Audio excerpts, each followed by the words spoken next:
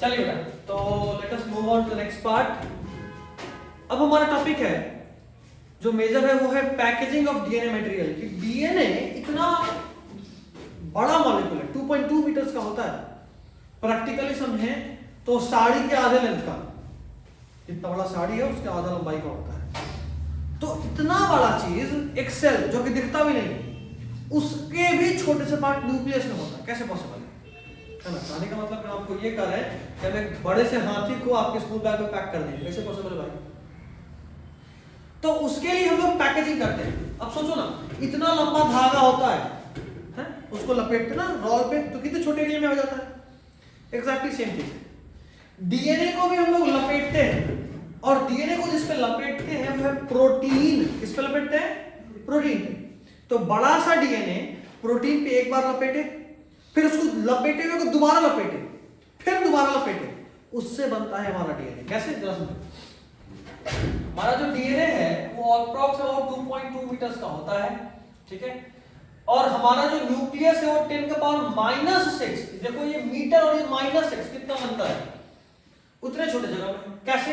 हम प्रोकैरियोट का बात करते हैं। प्रोकैरियोट जिसमें कि न्यूक्लियर मेम्ब्रेन उतना वेल डेवलप्ड नहीं होता, उसमें क्या होता है कि डीएनए के नेगेटिवली चार्ज मॉलिक्यूल है, वो पॉजिटिव चार्ज प्रोटीन के चारों तरफ लिपटा होता है, और जो लिपटा है उसको बोलते हैं न्यूक्लियोइड। क्या बोलते हैं? न्यूक्लियोइड। सिंपल। प्रोकैरियोटिक ऑर्गेनिज्म में डीएनए बस एक डीएनए नेगेटिव मॉलिक्यूल है फास्फोरिक एसिड की वजह से, और उसमें नेगेटिवली चार्ज प्रोटीन्स भी होते हैं, ठीक है। तो डीएनए एक नेगेटिवली चार्ज मॉलिक्यूल है, वो negatively charge molecule positively charge protein पे आराम से लिपटा जाएगा, नेगेटिव पॉजिटिव अट्रैक्ट रहेगा और बिखरेगा भी नहीं, है ना, चिपक जाएगा। ये तो प्रोकैरियोट में होता है। यूकैरियोट में थोड़ा टिपिकल होता है। कैसे होता है यूकैरियोट में? जो प्रोटीन जिसमें हम लोग बोले पॉजिटिव चार्ज, यूकैरियोट में वो हिस्टोन प्रोटीन होता है, यहाँ नॉन हिस्टोन प्रोटीन होता है, ठीक है। इसमें कैसा प्रोटीन होता है? ये होता है नॉन हिस्टोन प्रोटीन। ये इंपॉर्टेंट है, हिस्टोन प्रोटीन प्रोकैरियोट में नहीं होता है, ठीक है। जबकि अगर हम यूकैरियोट में बात करें तो वहां पर क्या होता है? Histone protein. इसमें 2 अमीनो एसिड बहुत ही रिच नंबर में होगा, लाइसीन और अर्जिनिन। लाइसीन और अर्जिनिन, ठीक है। लाइसीन और अर्जिनिन, ठीक है। और ये सब मिलके 8, जैसे मान लो इस तरह का प्रोटीन है, 4 आगे और 4 पीछे, मतलब एक बॉल की तरह दिखेगा ऐसा, ऐसा। और इस पे ऐसे प्रोटीन लिपटा हुआ है, और सॉरी डीएनए लिपटा हुआ है। तो ये जो 8 मॉलिक्यूल है, ये जो 8 मॉलिक्यूल है, इस 8 मॉलिक्यूल को अपन बोलते हैं ऑक्टामर। क्या बोलते हैं? ऑक्टामर। जाहिर सी बात है ना, 8 के नाम तो ऑक्ट ही आएगा, तो 8 मॉलिक्यूल क्या बोलते हैं? ऑक्टामर। तो हमारा जो डीएनए है वो ऑक्टामर के चारों तरफ है, हिस्टोन ऑक्टामर ऐसा। ये क्या है बीच वाला? Histone octamer. क्या है? Octamer, histone octamer. ऑक्टामर क्योंकि यहाँ पे कितने होते हैं? 8 इन नंबर। उसके ऊपर हमारा डीएनए लिपटा होता है, हिस्टोन ऑक्टामर 8 मॉलिक्यूल्स का होता है। अब जाहिर सी बात है नेगेटिवली चार्ज मॉलिक्यूल पॉजिटिवली पे बड़े आराम से लिपटा जाएगा, और तब जो बनेगा, मतलब ये जो कहा है ऑक्टामर प्लस डीएनए, इसको बोलते हैं न्यूक्लियोसोम। क्या बोलते हैं? न्यूक्लियोसोम। और एक न्यूक्लियोसोम में 200 बेस पेयर ऑफ डीएनए होता है। कितना? 200 बेस पेयर ऑफ डीएनए एक में होता है, ठीक है। यानी अगर तुमको बोले कि ह्यूमन का डीएनए में 6.6 × 10⁹ बेस पेयर है, तो न्यूक्लियोसोम कितना होगा? कुछ नहीं करेंगे, 6.6 × 10⁹ को डिवाइड कर देंगे 200 से, क्योंकि एक में 200 होता है। तो जब ये डिवाइड करेंगे तो जो भी आंसर आएगा उतना नंबर ऑफ न्यूक्लियोसोम, ठीक है। देखो ना, न्यूक्लियोसोम ऐसा ऐसा, इसके ऊपर क्या है? 8 मॉलिक्यूल, इसके ऊपर डीएनए। फिर ऐसा, जैसे मान लो एक एग्जांपल लेते हैं, ऐसा, ये देखो, मान लो ये है ये एक दिखा रहे, इस पे डीएनए लपटाएगा इस पे, और देखो बीच में गैप, धागा भी दिख रहा होगा, दिख रहा है। तो ये बीच वाला ऑक्टामर है, इस पे डीएनए लिपटाया, इस एक को बोले न्यूक्लियोसोम, क्या बोले, ऑक्टामर अलाउ में डीएनए को बोले न्यूक्लियोसोम। अच्छा ये दूसरा है, दोनों को थोड़ा सा गैप कर दो ताकि आपको दिखे ऐसा। ये देखो ये था, दो दिख रहा है बीड आपको मोती की तरह, एक ये और एक ये, दोनों के बीच में भी पतला सा डीएनए दिख रहा है धागा। तो ऐसा ही होता है। कैसा, अब जरा समझ में आएगा आपको, देखना।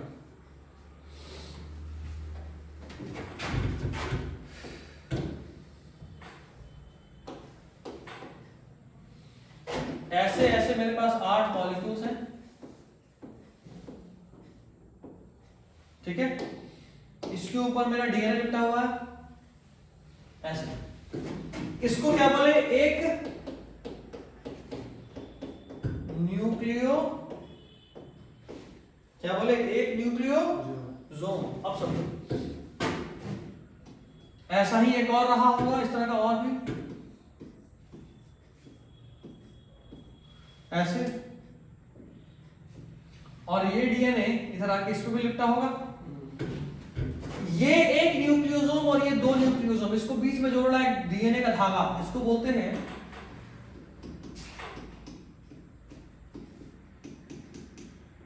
क्या बोलते हैं, लिंकर रेटिकुलम। बस 200 बेस करके हुआ। न्यूक्लियोसोम इस तरह से रिपीट होता है, it has repeating unit. Repeating unit उसको बोलते हैं, जब रिपीटेटिंग होता है उसको बोलते हैं क्रोमैटिन। क्या बोलते हैं, क्रोमैटिन।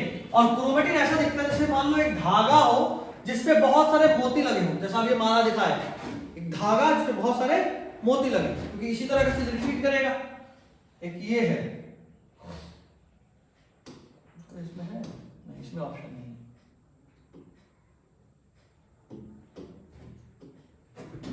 चलो कोई नहीं, इसमें धागा है, बीड्स along with string। भाई सारे तो जाने बैलेंस चल रहा है।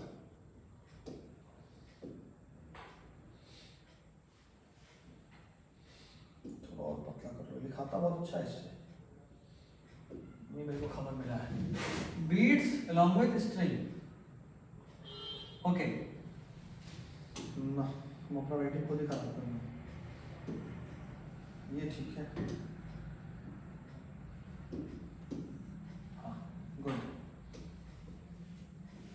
ठीक है, तो इसमें बीड स्ट्रिंग की तरह दिखता है माइक्रोस्कोप में। अच्छा ये और ज्यादा कंडेंस होता है, ये जो क्रोमैटिन था ये और ज्यादा कंडेंस हुआ, बनाया क्रोमोसोम। तो दो चीज हम देखें, सबसे छोटा था डीएनए, डीएनए प्लस प्रोटीन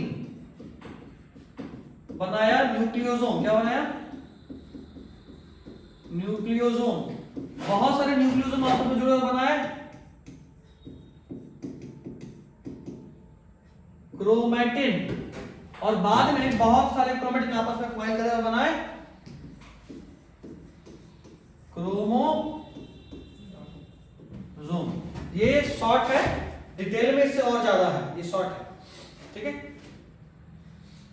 अब समझो, ये जो डीएनए का एंड था, जैसे हमारा न्यूक्लियोसोम दिखाया था ना ऐसा, इसके ऊपर प्रोटीन था, सॉरी डीएनए था। तो मुझे लगता कि डीएनए खुल जाएगा, तो ये डीएनए खुले नहीं, इसीलिए इस डीएनए को अपन सील करते हैं ऐसे, एक हिस्टोन प्रोटीन लगा के इसको सील करते हैं कि खुलेगा नहीं। ये जो होता है इसको बोलते हैं H1 हिस्टोन। क्या बोलते हैं, H1 हिस्टोन। खैर उसके अलावा और ज्यादा इसका पैकिंग होता है, उसमें जो यूकैरियोटिक डीएनए होता है उसमें हिस्टोन प्रोटीन भी होता है। इसमें दो तरह का प्रोटीन होता है, यहां तो सिर्फ हिस्टोन होता है,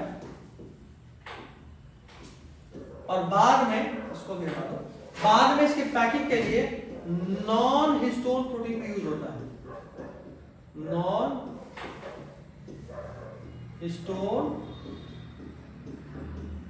प्रोटीन भी यूज होता है बाद में, अभी नहीं, पैकिंग के वक्त। अच्छा हमारे यहाँ जो हिस्टोन्स हैं वो दो तरह के हैं, सॉरी जो हमारा डीएनए है, हिस्टोन तो हो गया, जो हमारा डीएनए है ये डीएनए दो तरह का होता है।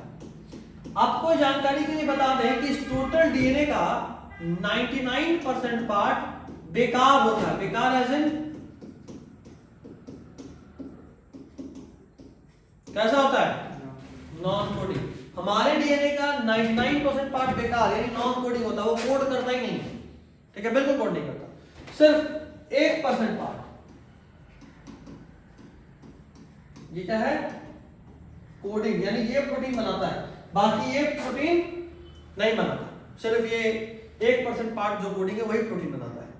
और प्रोटीन बनाने का टेक्निक कुछ ऐसा है कि ये वाला आरएनए बनाएगा और आरएनए फिर प्रोटीन बनाएगा, समझ।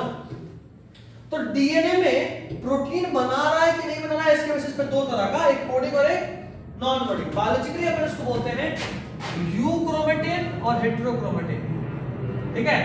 यूक्रोमेटिन जो होता है सिर्फ यही प्रोटीन बनाता है, ये लूजली पैक्ड होता है, और जब हम उसको कलर करते हैं डीएनए को तो जो कोडिंग पार्ट होता है उसमें कलर बहुत ही कम चढ़ता है। जैसे अगर मान लो होली खेल रहे हो, लाल रंग ज्यादा चढ़ेगा, पीला रंग ज्यादा चढ़ेगा या हरा रंग ज्यादा चढ़ेगा, हरा।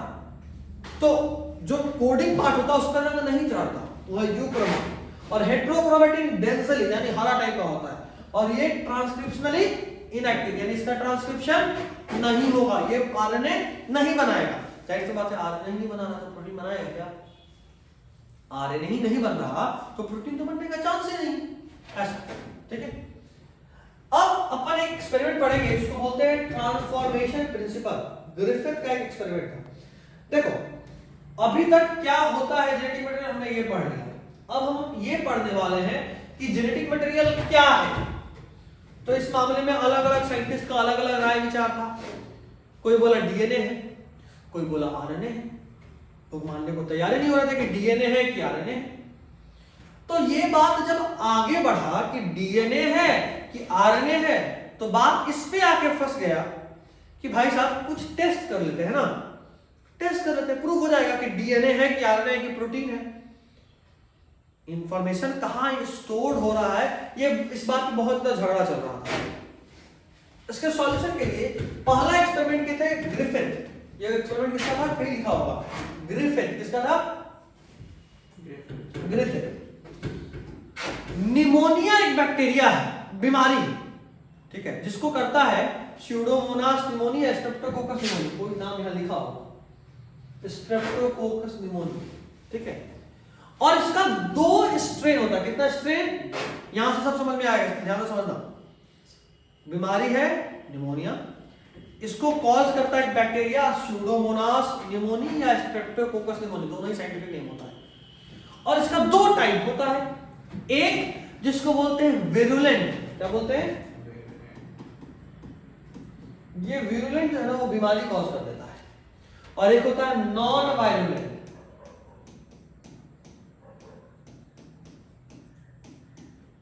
ये बीमारी कॉज नहीं करता, ठीक।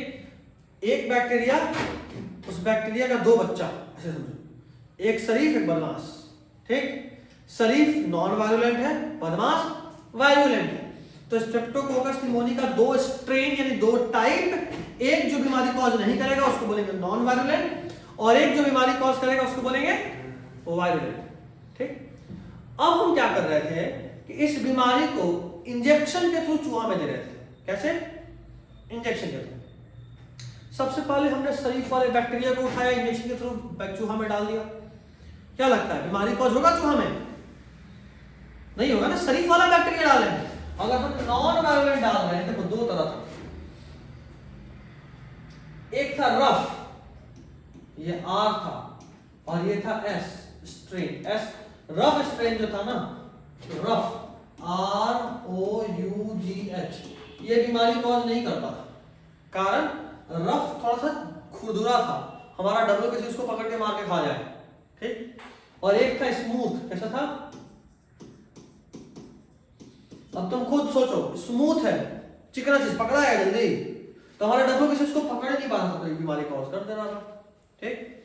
हमने क्या करा कि एक जिंदा, नहीं पहले तो इसका बात करो, जिंदा आर स्ट्रेन, ठीक है, यानी शरीफ वाला, इसको डाला इंजेक्शन के थ्रू चूहा में, तो चूहा बच गया, मरा नहीं, बीमारी नहीं हुआ तो चूहा कैसे मरेगा?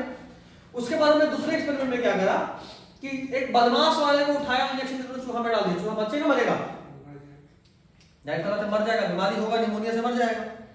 फिर हमने क्या करा कि हीट किल करा, ये जो एस वाला था ना, इस बैक्टीरिया को पहले गर्म करके मार दी, उबाल के मार दी, और उसके बाद उसको चूहा में डाले। सोचो बैक्टीरिया में मर गया, बीमारी होगा, चूहा बच गया। अब एक चमत्कार हुआ। चमत्कार में क्या हुआ कि हमने दोनों बैक्टीरिया डाला चूहा में, एक मरा हुआ बदमाश वाला, यानी जो एस वाला था, जो बीमारी कॉज करके मार दिया था चूहा को, इसको मार के डाले, और जो स्मूथ वाला था, मतलब जो रफ वाला था, उसको जिंदा डाले। मतलब अगर सिर्फ स्मूथ डालते थे तो बैक्टीरिया मर रहा था, सिर्फ आर डाल रहे थे बैक्टीरिया बच जा रहा था। हमने एस वाले को मार दिया, उसके बाद बैक्टीरिया चूहा में डाला, बैक्टीरिया चूहा बच गया। इस बार हमने क्या करा, बदमाश वाले को मारा और साथ में शरीफ वाला जिंदा, दोनों को एक साथ डाल दिया। कायदे से चूहा को बचना चाहिए, चूहा मारा गया। लोगों को लगी कैसे हो गया, इसमें एस को तो मार दिए हैं, तो ये तो बीमारी कॉज कर नहीं सकता, और आर बीमारी कॉज करता नहीं, जिंदा है तो बीमारी कॉज करता नहीं, तो मरा कैसे? तो साइंटिस्टों को बड़ा अचंभा हुआ, उसका पोस्टमार्टम किए। अब पोस्टमार्टम में क्या मिला कि माउस के अंदर से लिविंग एस मिला। ये लीजिए, आपने तो लिविंग एस डाला ही नहीं था, तो लिविंग एस कैसे मिल गया? लोगों को चिंता होने लगा कि भाई तो भूत घुस गया, एस कैसे आया? एक बार नहीं, हर एक्सपेरिमेंट में चूहा मर जाए। तब ग्रिफिथ बोले कि असल में क्या है ना कि ये बैक्टीरिया का अपना कुछ नहीं, बैक्टीरिया का अपना आर गैस कुछ नहीं होता। वो बीमारी कॉज करेगा कि नहीं करेगा ये स्टोर्ड है किसमें, उसके डीएनए में। किसमें? उसके डीएनए में। और हो यूं रहा है कि ये जो डेड वाला एस है ना, इसका डीएनए जिंदा वाला आर एब्जॉर्ब कर ले रहा है। मतलब ये कि जो शरीफ वाला बैक्टीरिया है वो मरे हुए बदमाश वाले का आत्मा को अपने अंदर खींच ले रहा है। जैसे भूत अंदर आया तो भाई साहब आप भूत की तरह बिहेव करोगे, हो वही रहा है। जैसे ही, एग्जैक्टली सही बात था, गलत बात नहीं था। जैसे ही इस डेड एस स्ट्रेन का डीएनए इस आर स्ट्रेन में गया, आर स्ट्रेन भी एस बन गया, और एस बन गया तो मार दिया बीमारी करके। तो लोग बोला कि नहीं, साइंटिस्ट एक ये तो ग्रिफिथ बोल दिए भाई। अब जो उनका दोस्तवा सब था बोला ना, बोला कहा हुआ भाई हम काहे माने डीएनए गया है? बोला नहीं डीएनए ही जाता। बोला ना हम बोलेंगे आरएनए जाता है, बोल आगे मानने को तैयार नहीं। अब उसका सारा दोस्त वही चंट, कोई से उसको तरक्की देखा ही नहीं जाए। एक बोला कि नहीं प्रोटीन गया है, एक बोल दिया नहीं आरएनए गया है, एक बोला डीएनए भी गया, हम कैसे माने डीएनए कैसे चल जाएगा, उठ के मुंह उठा के चल जाएगा। अब लीजिए हो गया मार, दोस्ती टूट गया। अब ये एक कहानी से इतना बताया कि भाई साहब डीएनए, आरएनए और प्रोटीन, इन्हीं तीनों में से कोई जेनेटिक मटेरियल है। कौन है अभी तक नहीं पता, क्योंकि मार हो गया साइंटिस्ट लोगों को। तो उसके बाद एक और साइंटिस्ट था, एवेरी, मैक्लियोड और एमसी कार्टी।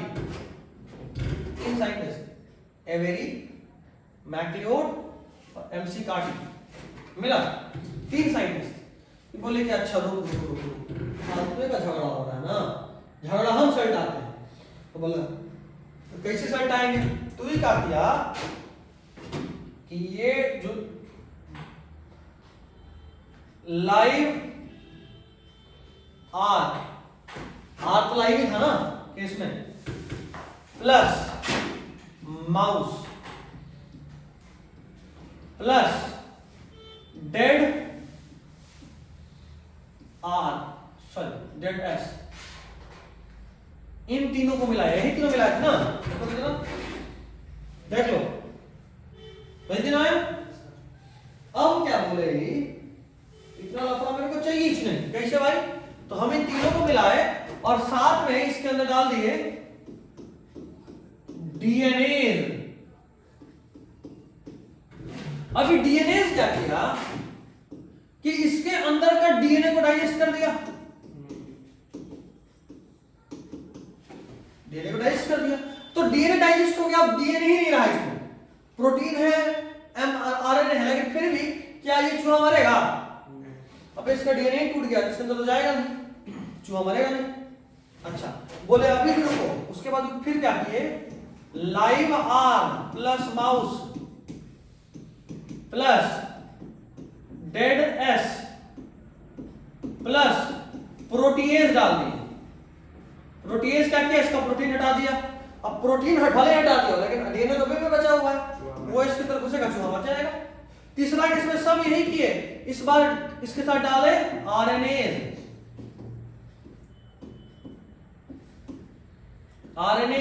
अब आरएनएज का आरएनए तोड़ेगा लेकिन डीएनए तो अभी भी है, फिर तो चूहा मर जाएगा। तो बोले कि लो अब तो मानते हो ना, तो लोग बोला कि नहीं, हम ये तो मान गए कि चल ठीक है प्रोटीन नहीं है लेकिन आरएनए हम नहीं मानेंगे। बोला काहे, बोला बस नहीं माने। ये कब बात हुआ, मानने को तैयार नहीं, दोस्त दोस्त होता, हर एक फ्रेंड क्या होता है सब जानते हैं, इनकी भी तो वैसे ही थे। लेकिन ये एक बहुत तगड़ा प्रूफ था, कुछ साइंटिस्ट माने लेकिन सारे के सारे अभी भी नहीं माने। जो जो दोस्त था वो सब नहीं माना, सब दुश्मन मान गया, 10% नहीं माना। खैर अब क्या करें भाई। उसके बाद एक और साइंटिस्ट था, हर्सी एंड चेज। तीसरा साइंटिस्ट कौन थे, हर्सी एंड चेज। उन्होंने बैक्टीरियोफेज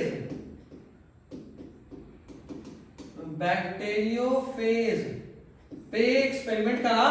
दो चीज को यूज करके, देखो हर्सी है और चेज है, दो है, दोनों मिलकर प्रूफ किया था फास्फोरस, रेडियोएक्टिव फास्फोरस और रेडियोएक्टिव सल्फर, ठीक है, और इकोलाई को। इन तीनों का जो एक्सपेरिमेंट है वो एनसीईआरटी में पढ़ना है, यहाँ डिटेल में नहीं बताया हूं कि उतना काम का नहीं है, उतना काम का नहीं, मतलब एज एन इंपॉर्टेंट था, बट क्या यूज किया था ये इंपॉर्टेंट है, कौन किया था ये इंपॉर्टेंट है। लेकिन ये वाला जो एक्सपेरिमेंट था ये अनइक्विवोकल प्रूफ था, यानी एक ऐसा प्रूफ जिसको कोई काट ही नहीं सकता है। काहे कि जो बैक्टीरियोफेज होता है ना, इसमें खाली प्रोटीन और डीएनए होता है, तो आरएनए तो रेस से खत्म ही हो गया। बैक्टीरियोफेज में, ये जो बैक्टीरियोफेज है, कहां गया, बैक्टीरियोफेज है, इसमें दो चीज होवे करता है, क्या क्या, या तो डीएनए और फिर प्रोटीन। तो आरएनए तो ऐसे ही गया, तो बोला देखिए आरएनए तो ऐसे ही साइड हो गया, क्या बचा, प्रोटीन और डीएनए। तो उसके बाद प्रोटीन हर बार हार जा रहा था, यहां भी हार गया। तो यहां से साबित हुआ, कंफर्म, वो सारे दोस्तों को भी मानना पड़ गया, क्या, कि डीएनए ही जेनेटिक मटेरियल है, अनइक्विवोकल, कोई डाउट नहीं। अब तो मानो, नहीं मानो तब चलाना चालू, ऐसा हुआ, ठीक भाई। दो बार बना लिए थे, एक बार ग्रिफिथ बनाया, एक बार बायोकेमिकल कैरेक्टराइजेशन करके एवेरी मैक्लियोड एमसीकार्टी बनाया। अब भाई तीसरा का बार हर्सी एंड चेज समझ, दो बार तो सुन लिए, ये बार ये तो मान प्यार से, वरना फिर अपने तरीके से बाहर में बता पाएंगे, मान गया बेचारा, ठीक। अब बात होता है कि जेनेटिक मटेरियल डीएनए ये तो ठीक है, लेकिन एक डीएनए के अंदर क्या प्रॉपर्टी होना चाहिए, what should be a property in DNA, ठीक है। तो प्रॉपर्टीज ऑफ जेनेटिक मटेरियल अपन यही पढ़ने वाले हैं। सबसे पहला चीज जो यहाँ होना चाहिए वो ये कि वो स्टेबल होना चाहिए, उसका रेप्लिकेशन हो सकना चाहिए। स्टेबल यानी क्या, वो चेंज नहीं होगा। तो पता चला कि बाप इंसान था, बेटा बदल के गधा हो गया, इससे तो हर बेटा बाप के लिए गधा ही होता है, लेकिन असली वाला गधा चार पैर पे चलने लगे, तो बताइए दिक्कत हो जाएगा ना। तो स्टेबल होना चाहिए। दूसरा, उसमें रेप्लिकेट करने का एबिलिटी होना चाहिए, नहीं तो भाई पता चला डीएनए का इंफॉर्मेशन ट्रांसफर ही नहीं होगा। तीसरा, उसमें हल्का फुल्का म्यूटेशन भी होना चाहिए, क्योंकि इस दुनिया में जो बदलेगा नहीं वो अपने आप ही खत्म हो जाएगा, तो बदलने का भी स्कोप होना चाहिए। और चौथा, वो मेंडेलियन कैरेक्टर्स के तौर पे जो हम पढ़ते ना 10th में, कैपिटल टी स्मॉल टी, इस तरह वाला तरीके से खुद को एक्सप्रेस कर पाए। ये चार कैरेक्टर होना बड़ा जरूरी है, ये तो दिक्कत हो जाएगा, ठीक है। खैर, तो उस वक्त देखा गया कि आरएनए डीएनए दोनों ही अपने आप को डुप्लीकेट कर देता है। अच्छा, डीएनए कॉम्प्लीमेंटेशन यानी डबल स्टैंडर्ड था, तो डीएनए के डबल स्टैंडर्ड होने की वजह से ये थोड़ा ज्यादा स्टेबल था। क्यों? क्योंकि इसका जो बेस था, नाइट्रोजन बेस, वो अंदर की तरफ सुरक्षित था। अगर आप डीएनए का डायग्राम देखे थे तो आप देखे थे कि बेस इधर था, नाइट्रोजन इधर था, तो सुरक्षित था। जबकि आरएनए में वो खुला होता है, तो कोई भी बदल सकता है इधर से, समझ रहे हो? तो डीएनए में ये खास बात था। अच्छा, हर न्यूक्लियोटाइड में आरएनए में सेकेंड कार्बन पे OH ग्रुप एक फ्री होता है, ठीक है, सेकेंड कार्बन पे OH ग्रुप फ्री होता है, जो कि रिएक्टिव होता है। Alcohol is a reactive group. DNA में डीऑक्सी, सुने ना, डीऑक्सी। तो डीऑक्सी में क्या होता है कि सेकंड ग्रुप पे जो O है नहीं हट जाता है, तो डीएनए में खाली बचता है H। तो डीएनए में चूंकि वो ऑक्सीजन है ही नहीं, इसीलिए ये ज्यादा स्टेबल, क्योंकि रिएक्ट करेगा ही नहीं, ठीक है। अच्छा, आरएनए कैटालिटिक मॉलिक्यूल भी है, कैटलिस्ट बहुत रिएक्टिव होता है, तो इसलिए वो ज्यादा रिएक्टिव है, तुरंत में बदल जाएगा। वही वाला कहानी, बाप बाप और बेटा असली वाला गला, तो दिक्कत हो जाएगा ना, इसलिए आरएनए नहीं है। अच्छा, डीएनए में थाइमिन होता है, आरएनए में यूरासिल होता है, एक्चुअली में यूरासिल में रिएक्टिव होता है, फिर से आरएनए ज्यादा रिएक्टिव, दिक्कत हो जाएगा, डीएनए इसलिए यूज करता है थाइमिन। अच्छा, डीएनए और आरएनए दोनों बदल सकता है, लेकिन आरएनए बहुत तेजी में बदलता है। कोरोना सुने थे, एक का दवा बंद करो दूसरा का वेस्ट लगा था। कोरोना का जेनेटिक मटेरियल क्या था? आरएनए। क्या था? आरएनए। तो कोविड इसलिए ज्यादा तेजी में बदल रहा था, म्यूटेट कर रहा था। नेक्स्ट, आरएनए तो सीधा सीधा प्रोटीन बना देता है, लेकिन डीएनए क्या था?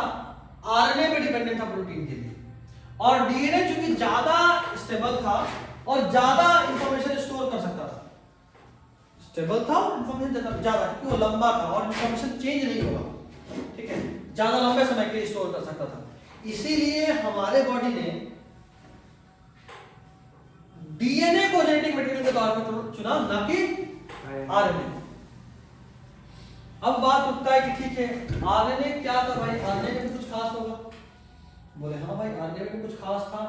एक टॉपिक है आरएनए वर्ल्ड। आरएनए इस दुनिया का पहला जेनेटिक मटेरियल था, एवोल्यूशन में पढ़े थे, फर्स्ट आरएनए आया था, बाद में डीएनए आया था, ठीक है। और आज के समय में आरएनए हर जगह यूज नहीं होता। आरएनए कहां यूज होता है? तो नॉर्मली मेटाबॉलिज्म में, ट्रांसलेशन में, स्प्लाइसिंग का होता है, आगे पढ़ोगे, इन सब में यूज होता है। तो आज के समय में आरएनए ज्यादातर कैटलिस्ट का रोल प्ले करता है हमारे बॉडी में, या इंफॉर्मेशन कैरियर का, इंफॉर्मेशन को स्टोर नहीं करता है। डीएनए से प्रोटीन तक पहुंचाने का काम किसका है? इंफॉर्मेशन को, आरएनए। तो it is more a messenger, a catalyst than a genetic material. हमारे बॉडी में तो ऐसे ही काम करता है। अब बात उठता है डीएनए का। डीएनए रेप्लिकेट कैसे करेगा? रेप्लिकेशन ऑफ डीएनए स्टार्टिंग में बताया था, कौन दिया था? Watson and Crick. Watson and Crick जब डबल हेलिकल मॉडल दिए थे ना, उसी वक्त वो ये भी बताते थे कि डीएनए रेप्लिकेट कैसे होगा। कैसे होगा भाई? तो बोले थे कि ये डीएनए है, इसका दो स्ट्रैंड अलग होगा ऐसे, और यहां से एक नया स्ट्रैंड बनता चला जाएगा, इधर से इधर ऐसा। तो एक पुराना वाला ही और एक नया बना, देख रहे हो? एक पुराना वाला ही स्ट्रैंड और एक नया बना। इसको बोलते हैं semi conservative model of DNA. क्या बोलते हैं? Semi conservative model of DNA. इसका एक्सपेरिमेंटल प्रूफ भी देख लेते हैं। Semi conservative model of DNA सबसे पहले इकोलाई में और फिर प्लांट में ढूंढा गया था। सबसे पहले इकोलाई में ढूंढा। साइंटिस्ट कौन थे जो इसको प्रूफ करे थे? दिए थे कौन? तो वॉटसन एंड क्रिक। दिए थे कौन? Watson and Crick. प्रूफ कौन किया? मिशेल्सन एंड स्कायर एक्सपेरिमेंट। बोले कि डीएनए में नाइट्रोजन होता है। उन्होंने क्या कहा कि हम एक काम करते हैं, डीएनए को, इकोलाई को रेप्लिकेट कराते हैं CSCl मीडियम में। इसमें सीजियम क्लोराइड, और उसमें उन्होंने नाइट्रोजन में डाला। देख रहे हो? उन्होंने रेप्लिकेट कराया डीएनए को एक ऐसे मीडियम में जहां N15 था, नाइट्रोजन का हेवियर। नॉर्मली नाइट्रोजन N14 होता है। N का एटॉमिक कितना होता है? 14। उन्होंने इकोलाई को रेप्लिकेट कराया था N15 में। तो क्या हुआ? इकोलाई हर 20 मिनट में डिवाइड कर रहा था। तो हमने इकोलाई को डिवाइड कराया, और उसके बाद क्या करा कि नॉर्मली इसको सेंट्रीफ्यूज करा। कैसे? ये जरा समझो, थोड़ा सा आपको डिटेल में बताता हूं। ये है मेरा डीएनए,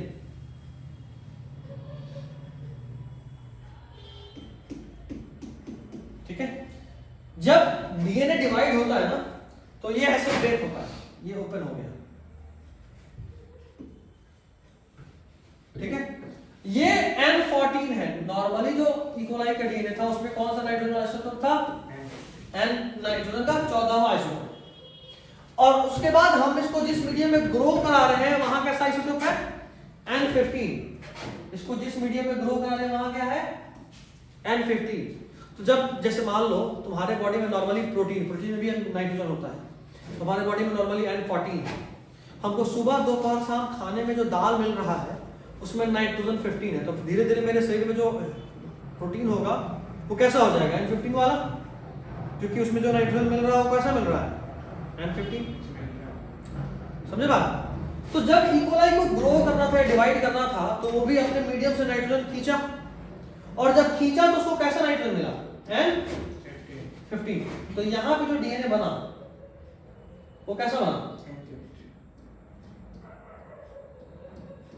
N15। इधर भी जो बना वो कैसा बना N15।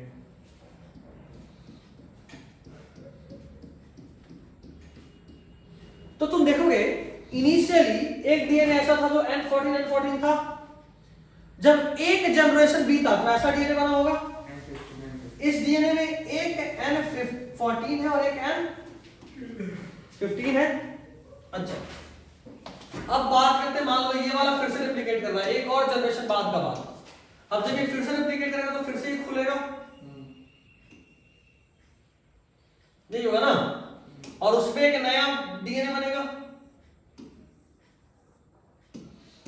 हर जनरेशन में यही होगा, पुराना वाला खुलेगा और एक नया बनेगा, यही होगा। अच्छा, इस डीएनए को देखो, ये जो येलो वाला है, ये जो आया ग्रीन वाला, ये पहले से N14 था, सॉरी N15 था, येलो वाला बाद में बना है N15। ये जो लाल, अच्छा ये जो नया बना है ये भी N15। इसमें देखो ये वाला, ये जो आया है लाल वाला, ये पहले से कौन सा था N14, और ये व्हाइट वाला बाद में बना है N15। तो 2 4 5 जनरेशन के बाद आप देखोगे तो कुछ डीएनए ऐसा होगा जो ऐसा होगा N15 N14, जो एकदम पहला डीएनए वाला स्टूडेंट लिए हुए हैं। बाकी सब कैसा हो जाएगा, यही होगा। तो हमने क्या करा कि 10 जनरेशन 5 जनरेशन जब हो गया तो हमने इकोलाई का डीएनए निकाल लिया, उसको CSCl सीजियम क्लोराइड में डाला और सेंट्रीफ्यूज कर दिया, घुमा दिया एकदम जोर से, 1 सेकंड में 20,000 बार, सॉरी 1 मिनट में 20,000 बार घुमाया, इतना देर में घुमाया। तो क्या हुआ, जो भारी था वो नीचे आ जाएगा, जो हल्का था वो ऊपर। तो तुमको नहीं लगता है कि ये वाला भारी है, ये 15-14 वाला भारी है, तो ये नीचे आएगा, ये सबसे भारी है, ये सबसे नीचे। देखो 3 तरह से बचेगा, जब हम इसको रोटेट करेंगे टेस्ट ट्यूब को तो 3 तरह का दिखेगा हमको। सबसे नीचे में मिलेगा N15, बीच में मिलेगा N15, N14, और जो एकदम स्टार्टिंग वाला था अगर वो रेप्लिकेट नहीं हुआ होगा तो ऊपर में क्या मिलेगा N14। तो 2 डीएनए के बीच में इस तरह का डीएनए आना, तो इस बात का सबूत है कि एक पेरेंट वाला स्ट्रैंड और एक नया बना। बस यही है हमारा एक्सपेरिमेंट। देखो हमने डीएनए को इकोलाई को ग्रो कराया N15 वाले मीडियम में, इकोलाई को ग्रो कराया N15 वाले आइसोटोप में। कैसे, उसको नाइट्रोजन सोर्स दिए NH4Cl, क्या दिए NH4Cl, और यहाँ जो N था वो N15 था, ठीक है। बाद में जब वो कॉपी हो गया उसके बाद उसको CSCl सीजियम क्लोराइड में निकाले और वहां पे उसको क्या बोलते हैं सेंट्रीफ्यूज करें। कहीं लिखा है? अच्छा नहीं लिखा है, उधर लिखा है। हाँ, सेंट्रीफ्यूज करें। सेंट्रीफ्यूज करने के बाद हम देखें कि अलग अलग हो गया, कैसे वो हम देख लेंगे। तो देखो पहले मेरा डीएनए ऐसा था, बाद में जब वो रेप्लिकेट करा तो देखो एक नया स्ट्रैंड बना, एक लाल वाला पेरेंट यहाँ है, एक लाल वाला पेरेंट यहाँ है, और हरा वाला नया बना। अगले जनरेशन में देखो लाल वाला पेरेंट यहाँ, हरा वाला पेरेंट यहाँ, लाल वाला पेरेंट यहाँ, हरा वाला पेरेंट यहाँ, हरा वाले पे एक और हरा बना, दोनों N14 का हो गया। इस लाल वाले पे एक हरा, एक N14 एक N15, और ये पूरा हरा नया। गलत बना हुआ, वैसे गलत बना हुआ, ये लेवलिंग गलत, ये लेवलिंग गलत है। यहाँ पे N15 N14 वाला होगा, यहाँ दोनों N14 N14 ऐसा, ठीक है। सॉरी, हाँ ठीक है, ऐसा ही किया। तो देखो हेवी वाला सबसे नीचे, जो बीच वाला लेंथ का है वो बीच में हाइब्रिड, और दो तरह का मिला, एक हाइब्रिड और एक हल्का, ठीक है, जो इस बात का प्रूफ है कि डीएनए सेंट्रीफ्यूज हुआ है, ठीक है, सेपरेट हुआ है। कैसे होता है इसको अपन देख लेते हैं एक बार, बट अभी एक छोटा सा ब्रेक भी देंगे, है ना। एक छोटा सा ब्रेक लेते हैं, उसके बाद फिर अपन अगले में कंटिन्यू करेंगे। This is all for